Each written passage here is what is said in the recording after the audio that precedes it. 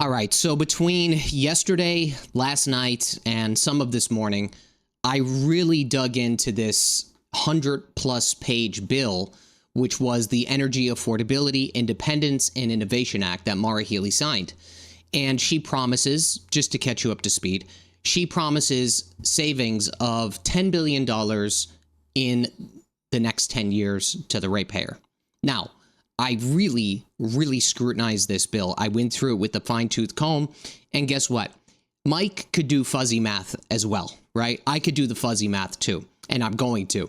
So if you were to figure every Massachusetts resident and business at $10 billion over the course of the next 10 years, when you break that down, the numbers really aren't that great. They're not that great. That's $1 billion per year, or about $140 per person annually, based on the state's 2024 population of roughly 7.1 million people. Monthly, that's about $12. Okay, around $12 per person. So thank you for the $12 per month. Now, I will tell you, I think, and I'll talk a little bit about this later on too, I think every bit of relief helps, but when you present this as a sweeping financial win, I think they are really overselling the impact. It's like we were sold a package of goods, you open up those package of goods, and it's not good, right?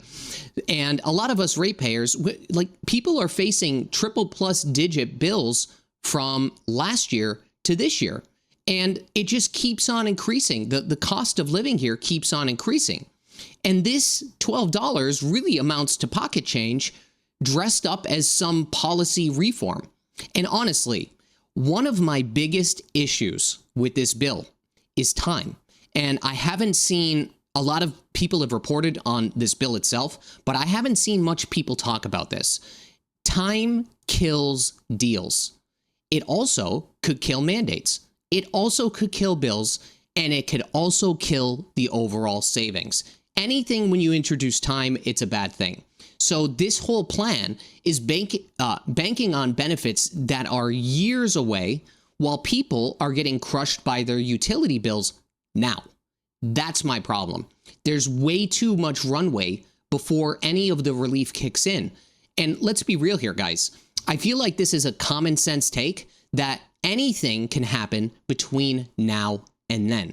That is my main issue with this bill. Time kills deals, right? So let me explain a little bit about what's going on here. I really think the reality for making energy affordable would be a mixture of fossil fuels, throw renewables in there, and perhaps even nuclear, right? I have to do more research on that. But I think that's a clear path forward. And those are some decent steps to get there, to some savings. Now, they are keeping natural gas in the mix, and there are some cuts here and there, but it's really weighed down by some levels of like political posturing, and still has costly renewables built in, right? They're still obsessed with this. So let me break it down a little bit here. First of all, Massachusetts is paying some of the highest electricity rates in the country, and that's around 30 cents per kilowatt hour. And of course, this is not some random coincidence. It's not random. It's the results of state-mandated green energy policies like the Renewable Portfolio Standard, which essentially forces utilities to buy expensive renewables, then slaps those costs right onto your bill, right? We are paying for these things. Now, Healey's new bill tries to throw us a bone by phasing out the alternative portfolio standard, which could save us around, give or take, $60 million a year, and by trimming back solar net metering credits, claiming a $380 million savings, again, over the course of the next 10 years. But again, when you divide this across 7+ million people, it's money saved, right? But it's not a lot of money. And here's the kicker.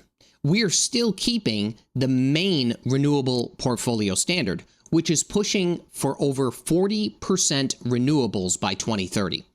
So meanwhile, the state keeps pushing these, let's say, electric heat pumps and EVs. These are what's driving up demand for electricity that's still 60+% powered by natural gas. That's the reality here. And let's say political wind shifts, priority changes, what sounds good today may not actually land, right? It may not actually happen. Also, the other issue is our current pipelines. They're maxed out. So in the winter, when everyone's trying to stay warm, prices go through the roof, and so does your bill. That is the reality. Without any new pipelines, we are basically on this hamster wheel, and we're stuck at square one. We really need new pipelines. They're selling you on the savings that you're going to potentially get on paper, but in practice, again, it doesn't look good. I think we need to really consider scrapping the RPS and fast track natural gas pipelines. That would help tremendously. And as you know, Healey killed the natural gas pipelines to come here, right? They're not coming. And she was partially responsible for that. When you look at natural gas, the cost, okay, per megawatt hour, it's roughly around $70 to $100, which is cheaper than offshore wind, which runs anywhere from $100 to $150. So fossil fuels are still substantially cheaper by a third or even about a half, right? If we have more gas, that means cheaper heat and reliable energy today, not decades from today. Again, we're paying for the sins for the future. That's what's happening here. Now, Healey says this bill will save us, again, $10 billion over 10 years, but I don't see the math behind this. That's another part of my problem. So if you figure you're cutting the APS charge, you're trimming the net metering credits, and stretching the mass save costs over time, that could trim some of the fat off the bills, but it's not significant. That $10 billion figure, I'm not entirely sure about this because it's not broken down, right? There's really no clear breakdown. There's no third-party audit, and it's just a headline number that looks good in the headlines. That's all that it is. When you think about it, we've seen this movie before, right? Remember when they were talking about the, I think it was competitive supply market. That was supposed to save us money. Instead, it gouged lower income residents for $500 million since 2015. This bill dropped right after the winter of 24 to 25, and prices, they set off protests, right? People are protesting because of the cost of energy here. And Healey tried to soften that blow with a one-time $50 credit or a $220 million PR move. That's basically what that was. Very expensive PR move. The bottom line, this isn't a bold reform. I feel like it's a political band-aid to keep voters quiet and the climate lobby clapping and happy. I think there should be an overall audit on this, and I think that we should demand a public breakdown of the $10 billion claim and shift funds that we may potentially save to gas pipelines, not these green dreams that raise the costs for everybody. Now, I want to address the elephant in the room. The bill lets gas companies own geothermal heat loops, which is a potential win for fossil fuels because it could keep natural gas in our mix of heating. And I think this is a logical step to continue to use existing gas infrastructure, which again powers about 63% of our electricity.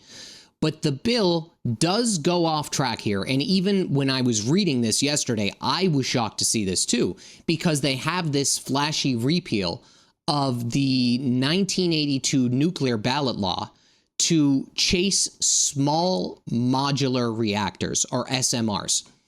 And after some deep research, it appears that they don't even exist yet. They don't even exist. There was an SMR project by NuScale, but it basically crashed out in 2023 because the cost ballooned to over $9.3 billion. And currently, as far as I know, nobody in the United States currently has a built and functional SMR. So I will tell you, I am going to do a deep dive into this and make some comparisons in the future, as people have already sent me some articles and some data on this. And I'm genuinely curious what the cost to build it is and what the cost savings may potentially be. I got to do a deep dive on that. We'll make that for a future video. But with some good comes more bad, all right? Because the bill pushes for more solar hookups and utility-funded heat pumps, which drive up electricity demand and gas prices. It's super expensive to heat your home with electric heat pumps. Even Ben Simino covered this about a week ago. Even he was talking about this. So it's obvious. If they're covering it, it must be a problem. He was interviewing people. I really think we need to double down on gas by building pipelines and do some more research on nuclear, which I'm happy to contribute to. If it makes sense, I'm happy to contribute some research or get people together to do this to see if it makes sense. The bill also tackles the predatory electric suppliers who have ripped off, again, low-income households to the tune of $500 million since 2015 by strengthening the Department of Public Utilities oversight and capping month-to-month bill spikes. I see this as a minor win. But why did this happen in the first place? How does this happen in the first place? What that does is it gives us, or at least gives me, and I'm not trying to put this in your head, it just gives me less certainty that this bill is the answer, right? Like proof of concept for something that happened, it was bad, they had to revert it. Like this history could repeat itself is what I'm trying to say. You know, one state that did it right was Rhode Island back in 2024. They cut low-income bills by 20%. They put some sort of cap on the electricity. But really what's worse here is that we are funding the utilities for these heat pumps and pushing this electrification over gas heating. And this is a huge problem because number one, they're costly to install. And number two, it doesn't provide any real savings, at least not in the winter. The only possible way, and again, this is the fuzzy math, right? Giving somebody the benefit of the doubt. The only fuzzy math that I could do here as a potential benefit is if like you have this old home that's using 5 or 6 window unit air conditioners running all summer long, you could save money in the summertime because the heat pumps are actually very good at cooling. What they're not good at is heating. So like maybe under very unique conditions, there could be savings. But overall, I think it's an L because I don't think that everybody is using like 4 to 6 air conditioners in the summer. I know there's some people that do that are running constantly, but let's just say that's the minority. I'll end it with this, guys. We want to pay what's fair for utilities. We want to make the cost of living here more affordable, but you can't discredit the work that's been done to even get to this point today. Even if the savings are basically pocket change, and this is what I was trying to reiterate yesterday, the reality is our overall actions caused a reaction.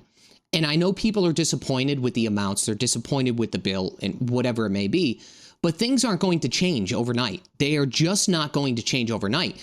This is kind of like the death by 1,000 cuts moment, meaning we are just here chipping away and chipping away and chipping away. But that's exactly why we have to stay the course and stay involved.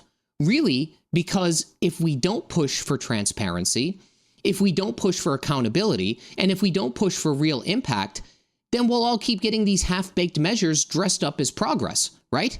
So yes, it's a win and it feels small. And yes, it's frustrating, but like every single chip that we make out of a broken system, I think matters, right? It's not about the implementation of the bill. It's about the reaction that is being caused by your efforts. Does that make sense? So every single time we demand better, we move the needle, even if it's only just a little bit. You need to realize this. This is not going to happen overnight. We need to stay the course, not because we aren't satisfied, but because we know what's possible when people pay attention, when people speak up, and people refuse to settle. That's it. That's the point that I was trying to make yesterday. It's not about the bill itself. It's about the reaction to the actions that everybody has been taking as a cumulative unit. All right, guys, that's the key here, because those little changes over time could result in bigger impacts. Again, we're just chipping away. That's all it is. All right, guys, I guess that's it for today's video. I'll see you on the next one. Bye-bye.